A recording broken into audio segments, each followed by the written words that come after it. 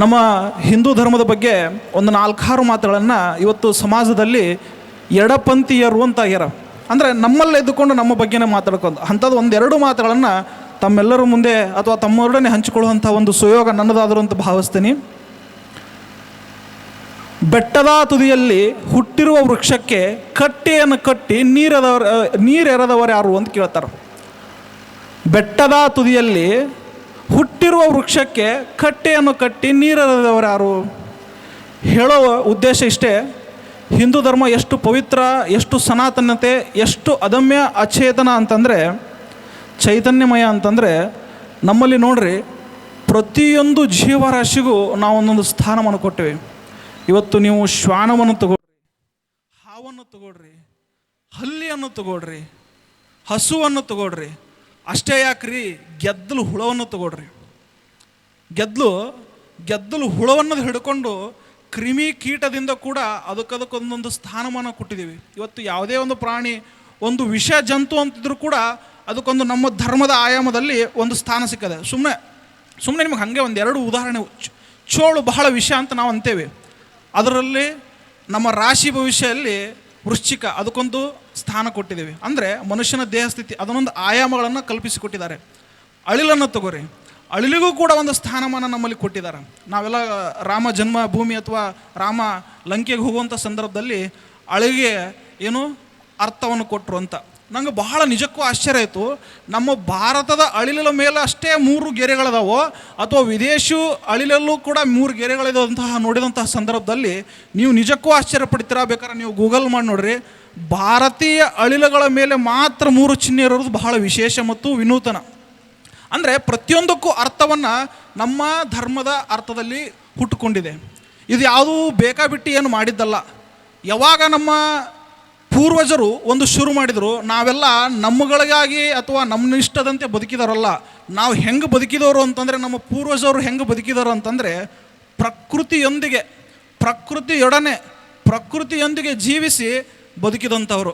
ಸುಮ್ಮನೆ ಹಾಗೆ ವಿಚಾರವನ್ನು ಹೇಳ್ತಾ ಹೋದರೆ ಅಮಾವಾಸ್ಯೆ, ಹುಣ್ಣಿಮೆ ಇವುಗಳನ್ನು ಆಧಾರವಾಗಿಟ್ಟುಕೊಂಡು ನಮ್ಮ ಪೂರ್ವಜರು ದಿನಗಳನ್ನು, ಗಂಟೆಗಳನ್ನು, ಸಮಯಗಳನ್ನು, ಸೂರ್ಯಾಸ್ತ, ಸೂರ್ಯೋದಯ ಇವುಗಳನ್ನು ಎಲ್ಲವನ್ನು ಶೇಖರಿಸ್ತಾ ಬರ್ತಾರೆ. ನಾವು ಇವಾಗೆಲ್ಲ ಏನು ಹೇಳ್ತಾ ಇದ್ದೇವೆ ಅಂತಂದರೆ ಭೂಮಿ ಗುಂಡಿಗಿದೆ, ಸೌರಮಂಡಲ ಇದೆ ಅಂತ. ಇದನ್ನು ಶತಶತಮಾನಗಳ ಹಿಂದೆ ನಮ್ಮ ಪೂರ್ವಜರು ಹೇಳಿದ್ರಲ್ಲ.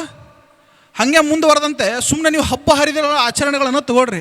ಎಷ್ಟು ಹಬ್ಬ ಹರಿದಿನ ಆಚರಣೆಗಳು ಎಷ್ಟು ಮಹತ್ವ ಇದೆ ಅಂತಂದರೆ ಅನೇಕರಿಗೆ ಗೊತ್ತೇ ಇಲ್ಲ. ಇವತ್ತು ನಾಗರ ಪಂಚಮಿ ಅಂತಂದರೆ ಹುತ್ತಕ್ಕೆ ಹಾಲಿರುವ ಒಂದು ಮೂರ್ಖತನ ಅಂತಾರೆ. ನಿಮಗೆಲ್ಲ ಗೊತ್ತಿರಲಿ, ಅದ್ರ ಹಿಂದಿರುವ ವೈಜ್ಞಾನಿಕ ಕಾರಣ ಇಷ್ಟೇ. ಯಾವ ಹುತ್ತಕ್ಕೆ ನೀವು ಹಾಲನ್ನು ಎರೆದು ಆ ಹುತ್ತದ ಮಣ್ಣನ್ನು ತಂದು ನೀವು ಚರ್ಮ ವ್ಯಾಧಿಗೆ ಬಳಸ್ತಿರೋ ಅದು ಬಹಳ ಪವಿತ್ರ ಮತ್ತು ಅದು ತನ್ನದೇ ಆದಂತಹ ಔಷಧಿ ಗುಣಗಳಿಂದ ಆರಾಮ ಮಾಡುವಂತಹ ಒಂದು ಕ್ರಿಯೆಯನ್ನು ಆ ಹುತ್ತದ ಮಣ್ಣು ಹೊತ್ಕೊಂಡಿದೆ. ಈ ನಮ್ಮ ಪೂರ್ವಜರ ಸಂದರ್ಭದಲ್ಲಿ ಏನಾಗ್ತಿತ್ತಪ್ಪ ಅಂತಂದರೆ ರೋಗ ರುಜಿನಗಳು, ಬಾಧೆಗಳು, ಉಲ್ಬಣಗಳು ಹೆಂಗಾಗ್ತಿದ್ವಪ್ಪ ಅಂತಂದರೆ ಅವುಗಳಿಗೆ ಕಾಲಮಾನಗಳು ಇರ್ತಿದ್ದು. ಎಂಥ ಕಾಲಮಾನಗಳು ಅಂತಂದರೆ ಇಂತಹ ಸಮಯದಲ್ಲಿ ಇಂತಹ ರೋಗಗಳು, ಇಂತಹ ಸಮಯದಲ್ಲಿ ಇಂತಹ ಆಹಾರ ಪದ್ಧತಿ, ಅಂತಹ ರೋಗಗಳಿಗೆ ಅಂತಹ ಆಹಾರ ಪದ್ಧತಿಗಳನ್ನು. ಇವಾಗ ಸುಮ್ಮನೆ ಹಂಗೆ ನೋಡ್ರಿ, ನಾಗರ ಪಂಚಮಿ ಬಂತು. ನಾಗರ ಪಂಚಮಿ ಬಂದಾಗ ಏನು ಮಾಡ್ತೀರ ಅಂತಂದ್ರೆ ಮನೆ ತುಂಬ ಸಾಕಷ್ಟು ಥರದ ಉಂಡೆಗಳನ್ನು ನೀವು ಮನೆಯಲ್ಲಿ ಮಾಡ್ತೀರ. ಕಾರಣ ಏನು? ಪ್ರತಿಯೊಂದು ಉಂಡೆಗೂ ಒಂದೊಂದು ಒಳ್ಳೆಯ ಪದಾರ್ಥಗಳನ್ನು ಹಾಕಿ, ಅಂದರೆ ಅದರಲ್ಲಿ ದೇಹಕ್ಕೆ ಬೇಕಾದಂತಹ ಪೋಷಕಾಂಶಗಳು ಇವುಗಳು ಕೊರತೆ ಆಗದಿರಲಿ.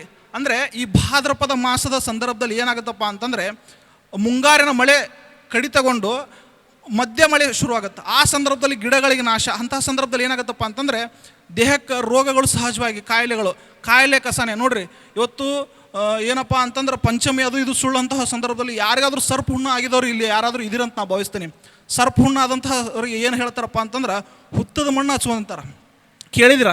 ಅಷ್ಟೇ ಅಲ್ಲ, ಸರ್ಪ ಹುಣ್ಣು ಆದವ್ರಿಗೆ ಒಂದು ವಿಶೇಷ ಏನಪ್ಪ ಅಂತಂದ್ರೆ ಫಸ್ಟು ಕೆಳಗೆ ಬಾಲ ಮೂಡುತ್ತೆ, ಆಮೇಲೆ ಹೆಡೆ ಬರುತ್ತೆ ಮೇಲೆ. ಅಂದರೆ ರೋಗವೂ ಕೂಡ ಒಂದು ವಿಶೇಷವಾದಂತಹ ಅಂಶವನ್ನು ಮೂಡಿಸ್ತದ ಅನ್ನೋಕ್ಕೆ ಇದೇ ಕಾರಣ. ಹೀಗೆ ಹೋಳ್ತಾ ಹೋದರೆ ಅನೇಕ ವಿಷಯಗಳು ನಮ್ಮ ಪರಂಪರೆಯಲ್ಲಿದ್ದಾವೆ. ಕಾರ್ತಿಕ ಮಾಸಕ್ಕೆ ದೀಪವನ್ನು ಹಚ್ಚಬೇಕು, ಆಷಾಢ ಮಾಸಕ್ಕೆ ಬಂದು ದೀಪ ಹಚ್ಚಕ್ಕೆ ಆದಿತ್ತೇನು? ಹಂಗೆ ನಮ್ಮ ಹಿರಿಯರು ಹಾಕಿಕೊಟ್ಟಂತಹ ಒಂದೊಂದು ಪರಂಪರೆಗಳು, ಒಂದೊಂದು ಇವತ್ತು ಬಹಳ ಜನ ಗಣಪತಿದೊಂದು ವಿಚಾರ ಹೇಳ್ತಾರೆ. ಗಣಪತಿದು ನಿಮ್ಮ ಮುಂದೆ ಒಂದು 4 ಮಾತುಗಳನ್ನು ಹಂಚ್ಕೋಬೇಕು. ಗಣಪತಿ ಹಬ್ಬ ಇತ್ತೀಚಿನ ದಿನಗಳಲ್ಲಿ ನಮ್ಮ ಪರಂಪರೆಗಳಿಗೆ ಆಧುನಿಕತೆ ಸೇರಿಕೊಂಡು ಏನಾಗ್ಬಿಟ್ಟದ ಅಂತಂದ್ರೆ ನಮ್ಮಲ್ಲಿ ಅಸ್ತವ್ಯಸ್ತ ಮಾಡಿಬಿಟ್ಟಾರ. ಮೊದಲು ಗಣಪತಿಯನ್ನು ಹೆಂಗೆ ಮಾಡ್ತಿದ್ರು ಅಂತ ಕೇಳ್ರಿ, ಬಹಳ ವಿಶೇಷ ಐತಿ. ಇವಾಗ ನೀವೇನು ಪ್ಲಾಸ್ಟರ್ ಆಫ್ ಪ್ಯಾರಿಸಲ್ಲಿ ಒಂದು ಪರದೆ ಥರ ಹಾಕ್ತಾರೆ. ಹಂಗೆ ಆಗಿನ ಕಾಲದಲ್ಲಿ ಏನು ಮಾಡ್ತಿದ್ರಪ್ಪ ಅಂತಂದರೆ ಗಣಪತಿಯಲ್ಲಿ ಗರಿಕೆ ಹುಲ್ಲುಗಳನ್ನು ಮತ್ತು ವನಸ್ಪತಿ ಹುಲ್ಲುಗಳನ್ನು ಹಾಕಿ ಗಣಪತಿ ನಿರ್ಮಾಣ ಮಾಡ್ತಿದ್ರಂತ. ಯಾಕಪ್ಪ ಅಂತಂದರೆ ಬಹಳ ಲಕ್ಷ ಕೊಟ್ಟು ಕೇಳ್ರಿ, ಗಣಪತಿಯನ್ನು ಬಿಟ್ಟು ಕೊನೆಗೆ ಏನು ಮಾಡ್ತಿದ್ರು ಅಂದ್ರೆ ಕೆರೆಗೆ ಬಿಡ್ತಿದ್ರು. ಇವಾಗ ನಾವು ಬಣ್ಣ ಸುಣ್ಣ ಪ್ಲಾಸ್ಟರ್ ಆಫ್ ಪ್ಯಾರಿಸ್ ಮಾಡ್ತೇವೆ. ಆ ಗಣಪತಿಯನ್ನು ದೈವಿ ಸ್ವರೂಪವಾಗಿ ಇದಕ್ಕೆ ಕೆರೆಗಳಿಗೆ ಬಿಡ್ತಿದ್ರು ಅಂತಂದರೆ ಅವಾಗ ಊರಿನ ಜನರಿಗೆ ಕಾಲರ ಅಥವಾ ಇವೇನು ಮದ್ದು ರೋಗಗಳು ಅಂತ ಬರ್ತಿದ್ವಲ್ಲ, ಅಂತಹ ಸಂದರ್ಭದಲ್ಲಿ ಇವರೇನು ಗಣಪತಿಯಲ್ಲಿ ವನಸ್ಪತಿ ಔಷಧ ಹುಲ್ಲನ್ನು ಹಾಕಿ ಗಣಪತಿ ನಿರ್ಮಾಣ ಮಾಡಿ ಆ ಕೆರೆಗೆ ಬಿಡ್ತಿದ್ರಲ್ಲ, ಆ ರೋಗಗಳನ್ನು ಕಳೆಯುವ ಗುಣ ಆ ಮಣ್ಣಿನಲ್ಲಿರ್ತಿತ್ತು. ಆ ಮಣ್ಣಿನ ಏನು ನೀರಲ್ಲಿ ಬೆರೆತಾಗ ಆ ಇರುವಂತಹ ಕೆರೆ ಕಲುಷಿತಗೊಂಡಂತಹ ನೀರಾಗಲಿ ಅಥವಾ ವಿಷಪೂರಿತ ನೀರು ಏನಾಗ್ತಿತ್ತಪ್ಪ ಅಂತಂದ್ರೆ ಔಷಧಿಯ ರೂಪದಲ್ಲಿ ಬದಲಾಗಿ ಕಾಯಿಲೆ ಕಸಾನೆಗಳು ಹೋಗ್ತಿತ್ತು ಅಂತ ಮೊದಲಿನ ವಾಡಿಕೆ. ಇವತ್ತು ಏನಾಗ್ಬಿಟ್ಟದ ಅಂತಂದ್ರೆ ಅನೇಕರು ಪ್ಲಾಸ್ಟರ್ ಆಫ್ ಪ್ಯಾರಿಸು ಅವು ಇವು ಹಿಂದೆ ಹೋಗಿ ನಮ್ಮಕ್ಕೆ ಬೇರೆ ಒಂದು ಅರ್ಥವನ್ನು ಕೊಟ್ಟಾರ. ನಿಜ ಸ್ವರೂಪ ಇದು. ಇವತ್ತು ನೀವು ಯಾವುದೇ ಒಂದು ಹಬ್ಬವನ್ನು ತಗೊಳ್ರಿ, ಇವತ್ತು ನೀವು ಕುಂಕುಮ ಯಾಕೆ ಇಡಬೇಕು, ಗಂಧ ಯಾಕೆ ಹಚ್ಚಬೇಕು, ಅದ್ರ ಜೊತೆಗೆ ಎಳ್ಳು ಬೆಲ್ಲ ಯಾಕೆ ಕೊಡಬೇಕು, ಬನ್ನಿ ಬಂಗಾರ ಯಾಕೆ ಕೊಡಬೇಕು, ಇವತ್ತು ಬಹಳ ಜನ ಏನಪ್ಪ ಅಂತಂದರೆ ಪಲ್ಲಕ್ಕಿಯನ್ನು ಯಾಕೆ ಹೊರಬೇಕು, ನಂದಿ ಕೋಲನ್ನು ಯಾಕೆ ಹೊರಬೇಕು, ಪ್ರತಿಯೊಂದಕ್ಕೂ ಅರ್ಥ ಅದಾವ. ಇವತ್ತು ಸಮಯದ ಅಭಾವ, ನಿಮಗೇನ್ರ ಹಂಗೆ ಇಂಥ ಅರ್ಥಗಳಿಗೆ ನಿಮಗೆ ಉತ್ತರ ಸಿಗಲಿಲ್ಲ ಅಂತಂದ್ರೆ ಯಾವತ್ತೇ ಬಂದರೂ ಆ ಉತ್ತರವನ್ನು ಸಮರ್ಪಕವಾಗಿ ನಾವು ಕೊಡಬಲ್ಲೆವು ಅನ್ನೋ ಮಾತನ್ನು ಈ ಸಂದರ್ಭದಲ್ಲಿ ಖುಷಿ ಮತ್ತು ಹೆಮ್ಮೆಯಿಂದ ಹೇಳ್ತೇವೆ. ಕಲಾ ತಂಡಗಳು ಇವತ್ತೇನು ನಂದಿ ಕೋಲನ್ನಾಗಲಿ ಅಥವಾ ಉತ್ಸವಗಳನ್ನಾಗಲಿ ಯಾಕೆ ಮಾಡ್ತಿದ್ರು ಅಂತಂದರೆ ಆ ಊರಿನ ಆ ಗ್ರಾಮದ ಯುವಕರು ತಮ್ಮನ್ನು ತಾವು ಸಾಬೀತಪಡಿಸ್ಕೋಬೇಕು. ತಾವು ಗಟ್ಟಿಗರು, ತಾವು ಸ್ಥೈರ್ಯವಂತರು, ಊರಿನ ಯಾವುದೇ ಕೆಲಸ ಕಾರ್ಯಗಳನ್ನು ಅತ್ಯಂತ ಶಕ್ತಿವಂತರಾಗಿ ಗಟ್ಟಿಗರಾಗಿ ನಾವು ಮಾಡ್ತೇವೆ ಅಂತ ಏನೋ ಎತ್ತಿದ ಏನು ಇದೇನು ಪಲ್ಲಕ್ಕಿಯನ್ನು ಇಡದೆ ಅದನ್ನು ಏನು ಸುತ್ತುವರಿತಾರಲ್ಲ, ಅಂದರೆ ಅವರಲ್ಲಿ ಸ್ಟ್ಯಾಮಿನಾ, ಅಂದರೆ ಒಬ್ಬ ಯೋಗ್ಯ ಯುವಕ. ನಂದಿಕೋಲು ಕಲೆಗಳಿಗೆ ಪ್ರಚಾರ, ಅಂದರೆ ನಮ್ಮ ಪ್ರತಿ ಹಬ್ಬ ಹರಿದಿನಗಳಿಗೆ ತನ್ನದೇ ಆದಂತಹ ಒಂದು ದೈವಿ ಸ್ವರೂಪಗಳು ಅಥವಾ ಅದಕ್ಕೊಂದು ವೈಜ್ಞಾನಿಕ ಕಾರ್ಯಗಳು. ಬಹಳ ಜನ ಏನು ಮಾಡಿಬಿಟ್ಟದಾರ ಅಂತಂದ್ರೆ ಇದಕ್ಕೆ ಆಧುನಿಕ ಲೇಪನ ಕೊಟ್ಟು ಅವಕ್ಕೆ ಬೇರೆ ಅರ್ಥವನ್ನು ಕೊಡಕ್ಕೆ ಹೋದರು. ನಿಮಗೆ ನೆನಪಿರಲಿ, ನಮ್ಮ ಪ್ರತಿ ಆಚರಣೆ, ಪ್ರತಿ ಸಂಪ್ರದಾಯ, ನಾ ಹೇಳಿದ್ನಲ್ಲ, ಕುಂಕುಮವನ್ನು ಹಚ್ಚಿಡೋದಕ್ಕೆ ಹಿಡ್ಕೊಂಡು ಕಾಲಿಗೆ ಕಾಲ್ಚನ್ ಹಾಕೊಂಡ್ರೆ ಹಿಡ್ಕೊಂಡು ಕಾಲು ಬೆರಳಿಗೆ ಕಾಲುಂಗುರವನ್ನು ಹಾಕೊಂಡು ಹಿಡ್ಕೊಂಡು ಪ್ರತಿಯೊಂದಕ್ಕೂ ವೈಜ್ಞಾನಿಕ ಕಾರಣಗಳು ಇದ್ದಾವೆ. ಅವು ಸಾಬೀತು ಆಗ್ತಾನೇ ಇದ್ದಾವೆ.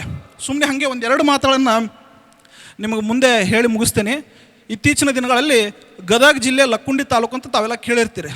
ಅಲ್ಲಿ ಏನಾಗದಪ್ಪ ಅಂತಂದ್ರೆ ಒಂದು ಹುಡುಗನಿಗೆ ಒಂದು ನಿಧಿ ಸಿಕ್ಕಿ ಏನಾಗದಪ್ಪ ಅಂತಂದ್ರೆ ಅವನು ನಿಮಗೆಲ್ಲ ಇತ್ತೀಚಿನ ದಿನಗಳಲ್ಲಿ ನಿಮಗೂ ಗೊತ್ತಿರದಂತಹ ವಿಷಯಗಳು ಯಾವುದೂ ಇಲ್ಲ, ಎಲ್ಲವೂ ಈಗ ವಾಟ್ಸಪ್ ಸ್ಟೇಟಸ್ಸಿಗೆ ಬಂದುಬಿಡ್ತಾವ. ವಿಶೇಷ ನಿಧಿ ಸಿಕ್ಕಿರೋದಲ್ಲ, ಅವ್ರ ಮನೆಯವರ ಮುಚ್ಚಿಟ್ಟಿರ್ಬೋದು ಅಥವಾ ಯಾರೋ ಮುಚ್ಚಿಟ್ಟಿರ್ಬೋದು. ಅದು ಆದ ಮೇಲೆ ಏನಾಗುತ್ತಪ್ಪ ಅಂತಂದ್ರೆ ಆ ಹುಡುಗನಿಗೆ ಧನ್ಯವಾದ ಯಾರು ತಿಳಿಸ್ತಾರೆ ಗೊತ್ತೇನೋ? ನಾವು ತಿಳಿಸಲ್ಲ, ನೀವು ತಿಳಿಸಲ್ಲ, ಕರ್ನಾಟಕದವ್ರು ತಿಳಿಸಲ್ಲ, ಭಾರತೀಯರು ತಿಳಿಸಲ್ಲ. ಅವನಿಗೆ ನಿಧಿ ಕೊಟ್ಟಿದ್ದಕ್ಕೆ ಧನ್ಯವಾದ ಹೇಳಿದವ್ರು ಯಾರಪ್ಪ ಅಂತಂದ್ರೆ ವಿದೇಶಿಯ ಆರ್ಕಿಯಾಲಜಿ ಡಿಪಾರ್ಟ್ಮೆಂಟಿನ ವಿದ್ಯಾರ್ಥಿಗಳು, ಭಾರತೀಯರಲ್ಲ ವಿದೇಶಿಗರು. ಯಾಕಪ್ಪ ಅಂತಂದ್ರೆ ಅವರು ಲಕ್ಕುಂಡಿಗೆ ಬರ್ತಾರೆ. ಲಕ್ಕುಂಡಿಗೆ ಬಂದು ಉತ್ಖನನ ಮಾಡ್ಬೇಕಿಲ್ಲೇ. ಉತ್ಖನನ ಅಂತಂದ್ರೆ ಆ ಭೂಮಿಯನ್ನು ತೆಗಿಬೇಕು, ಕೆಳಗೆ ಏನಾಯ್ತಂತ ನೋಡಬೇಕು ಅಂತ. ನಾ ಅನೇಕ ಬಾರಿ ಇಂಥ ಸಮಾವೇಶಗಳಲ್ಲಿ ಏನು ಹೇಳ್ತಿದ್ದೆಪ್ಪ ಅಂತಂದ್ರೆ, ನೀವು ಇವತ್ತು ಭೂಮಿಯ ಯಾವುದೇ ಭಾಗದಲ್ಲಿ ತೆಗಿರಿ ಅಥವಾ ಅಲ್ಲಿ ಏನೇ ತೆಗಿರಿ, ಅಲ್ಲಿ ಸಿಗುವಂಥದ್ದು ಶಿವಲಿಂಗಗಳು, ದೇವರುಗಳು, ದೇವಸ್ಥಾನಗಳು ಮತ್ತು ನಮ್ಮ ಹಿಂದೂ ಧರ್ಮದ ಅನೇಕ ಪುಣ್ಯ ಕಥೆಗಳು ಸಿಗ್ತಾವಂತ ಪದೇ ಹೇಳ್ತಿದ್ದೆ. ಮೊನ್ನೆ ಆಶ್ಚರ್ಯ ಏನಾಗದಪ್ಪ ಅಂತಂದ್ರೆ ದೇವರು ದೇವಸ್ಥಾನಗಳು ಸಿಕ್ಕಿದ್ದು ಬಹಳ ಆಶ್ಚರ್ಯ ಆಗಿಲ್ಲ. ಆಶ್ಚರ್ಯ ಆಗಿದ್ದೇನಪ್ಪ ಅಂತಂದ್ರೆ ಸುಮಾರು 20 ಅಡಿ 30 ಅಡಿ ಕೆಳಗೂ ಕೂಡ ಒಂದು ಜೀವಂತ ಹಾವು ಇನ್ನೂ ಹಾಗೆ ಐತಂತಂದು ತಾವೆಲ್ಲ ನೋಡಿರ್ತಾರೆ. ಅಂದರೆ ಅದೊಂದು ಪಾವಿತ್ರತೆ, ಅದರೊಂದು ವೈಜ್ಞಾನಿಕ ಕಾರಣದ ಮಹತ್ವ ಎಷ್ಟಿರಬೇಕು ಅನ್ನೋದು ಯೋಚನೆ ಮಾಡಿರಿ. ನಾವೆಲ್ಲ ಹಠಯೋಗವನ್ನು ಕೇಳಿದ್ವಿ. ನೀವುಗಳು ಮಾಡೋದು ಹಠಯೋಗ ಅಲ್ಲ. ಆ ನಿಧಿಗೆ ಒಂದು ಪ್ರಾಣಿಯೂ ಕೂಡ ತನ್ನನ್ನು ತಾವನ್ನು ಸಮರ್ಪಿಸಿಕೊಂಡು ಹಠಯೋಗದಿಂದಲೇ ಕುಂತದಲ್ಲ. ಇವತ್ತು ನಮ್ಮ ಶರಣರ ಸಂತರ ಎಲ್ಲರನ್ನೂ ನಾವು ತೊಗೊಂಡ್ರೆ ಎಲ್ಲರೂ ಹಠಯೋಗಿಗಳೇ. ಹೇಳ್ತಾರಲ್ಲ ರಾಮನಾಥರು, ಎಳೆ ನಿಮ್ಮ ದಾನ ಬೆಳೆ ನಿಮ್ಮ ದಾನ, ಸುಳಿದು ಸೂಸುವ ಗಾಳಿ ನಿಮ್ಮ ದಾನ, ಎತ್ತು ನಿಮ್ಮ ದಾನ ಬಿತ್ತು ನಿಮ್ಮ ದಾನ, ನಿಮ್ಮ ದಾನವನ್ನುಂಡು ಅನ್ಯರ ಹೊಗಳುವ ಕುನ್ನಿಗಳೇನೆಂಬ ರಾಮನ ಮಾತ ಅಂತ. ಇವತ್ತು ಬಹಳ ಜನ ಏನಂತಾರೆ ಅಂತಂದ್ರೆ, ನೀವು ಎಡಿ ಹಾಕ್ತೀರಿ, ಎಡಿ ಇಡ್ತೀರಿ, ಸಕ್ರೆ ಇಡ್ತೀರಿ, ದೇವಸ್ಥಾನದ ಮುಂದೆ ಅದನ್ನ ಇಡ್ತೀರಿ, ಇದನ್ನ ಇಡ್ತೀರಿ, ಇದೆಲ್ಲ ಅವೈಜ್ಞಾನಿಕ, ಇದೇನಪ್ಪ ಅಂತಂದ್ರೆ ಮೂಢತನ ಅಂತಾರೆ. ನಿಮಗೆಲ್ಲ ನೆನಪಿರಲಿ, ನಮ್ಮ ಹಿರಿಕರು ರಾಶಿ ಅಂತ ಮಾಡ್ತಿದ್ರು. ರಾಶಿ ಮಾಡಿ ಏನು ಮಾಡ್ತಿದ್ರು ಅಂದ್ರೆ, ಒಂದು ಮುಟ್ಟಿಯನ್ನು ಒಗಿತಿದ್ರು. ಯಾಕೆ ಒಗಿತಿದ್ರು ಅಂತಂದರೆ, ಬಂದಿದ್ದು ನಾವು ಒಬ್ಬ ತಿನ್ನಬಾರ್ದು, ಇಲ್ಲಿ ಪಶು ಪಕ್ಷಿಗಳಿಗೆ, ಹಾರಾಡುವ ಹಕ್ಕಿಗಳಿಗೆ ಆಗಬೇಕು. ಸಕ್ಕರೆ 4 ಏನೋ ಕ್ರಿಮಿ ಕೀಟಗಳಿಗೆ, ಜಂತುಗಳಿಗೆ, ಇರುವೆಗಳಿಗೆ ಇವೆಲ್ಲವೂ ದಕ್ಕಬೇಕು. ನಾವು ಒಬ್ಬನೇ ತಿನ್ನೋದಲ್ಲ. ನೀವು ಎದುರು ಹಿಂದೆ ಬಿದ್ದುಬಿಟ್ಟೇವಪ್ಪ ಅಂದ್ರೆ ದುಡ್ಡಿನ ಹಿಂದೆ ಬಿದ್ದುಬಿಟ್ಟೇವೆ. ಎಷ್ಟು ಮಟ್ಟ ಬಿದ್ದುಬಿಟ್ಟೇವಿ ಅಂತಂದ್ರೆ, ಬದುಕಬೇಕು, ನಾನು ಅಷ್ಟೇ ಬದುಕಬೇಕು. ಹಾಗಾಗಿ ಕ್ರಿಮಿ ಕೀಟ ಜಂತು ಹುಳುಗಳು ಎಲ್ಲವೂ ಎಷ್ಟು 84 ಜೀವರಾಶಿಯಲ್ಲಿ ಎಷ್ಟೋ ಜೀವರಾಶಿಗಳು ಸಂಪೂರ್ಣವಾಗಿ ತಮ್ಮ ಅಸ್ತಿತ್ವವನ್ನು ಕಳ್ಕೊಂಬಿಟ್ಟವ.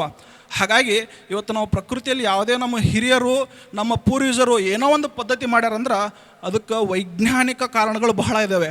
ಹಾಗಂತ ಕೆಲವೊಂದು ಇತ್ತೀಚಿನ ದಿನಗಳಲ್ಲಿ ಅದಕ್ಕೆ ಆಧುನಿಕ ಲೇಪನಗೊಂಡಂತಹ ಮೂಢನಂಬಿಕೆಗಳೂ ಇದ್ದಾವೆ, ಇಲ್ಲ ಅಂತ ಹೇಳಲ್ಲ.